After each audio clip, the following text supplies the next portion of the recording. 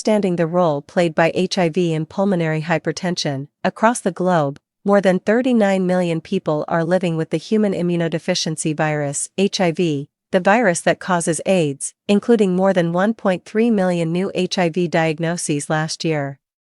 The majority of those afflicted, approximately 76%, have access to antiviral therapy that allows them to live with HIV as a chronic disease. Sharilyn Almodóvar, Ph.D., from the Department of Immunology and Molecular Microbiology at the Texas Tech University Health Sciences Center, TTUHSC, School of Medicine and the TTUHSC Graduate School of Biomedical Sciences, said that even with the widespread availability of therapy, people living with HIV are facing challenges.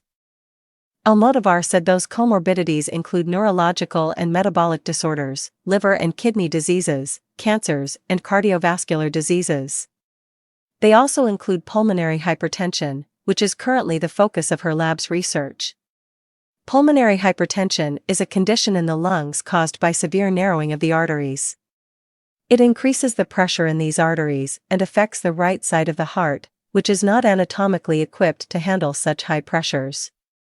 If the condition progresses without diagnosis or treatment, the result is often death due to right heart failure. To better understand the role HIV plays in pulmonary hypertension, the National Heart, Lung, and Blood Institute at the National Institutes of Health recently awarded Almodóvar a 4-year, $2.67 million grant, Role of HIV GP120 and NEF in transcriptome dysregulation and pulmonary vascular remodeling, to study how the HIV virus damages the normal interactions between different cell types in the lung arteries that lead to the condition.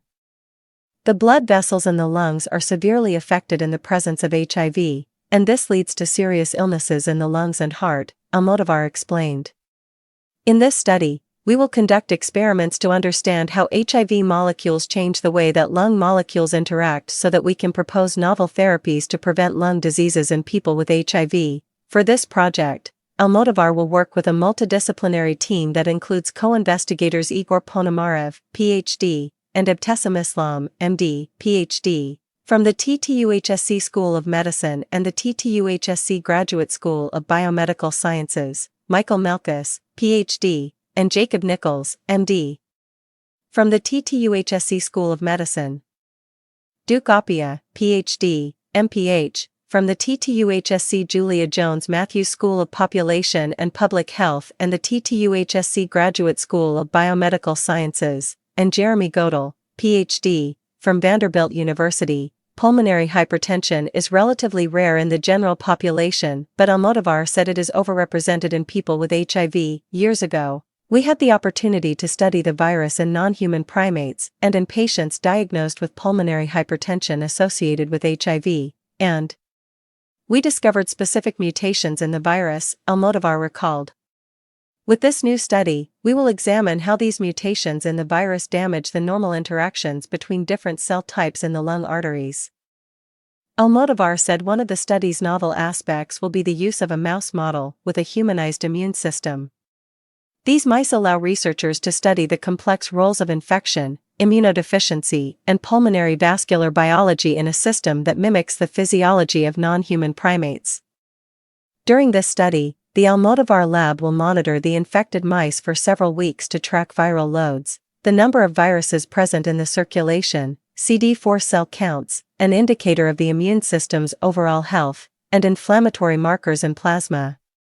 Almodóvar said this would not be possible without the support of Scott Trasty, DVM, and the veterinary staff in the TTUHSC Laboratory Animal Resource Center. At the end of each experiment, which takes months to complete, we perform right heart catheterizations on these mice to measure their pulmonary arterial pressures and examine their hearts for evidence of heart disease, Almodóvar said. The research for this project will occur at the interface of infectious diseases and pulmonary medicine. This provides opportunities for training the next generation of scientists and physician scientists who are interested in researching this field and are learning how to operate under high-bias safety research standards. We do not know how HIV causes or contributes to these severe pulmonary vascular diseases, Almodóvar said. With these funded studies, We will increase the understanding of how HIV changes the way that the cells in the lung interact with this virus so that we can propose novel therapies to prevent lung diseases in people with HIV.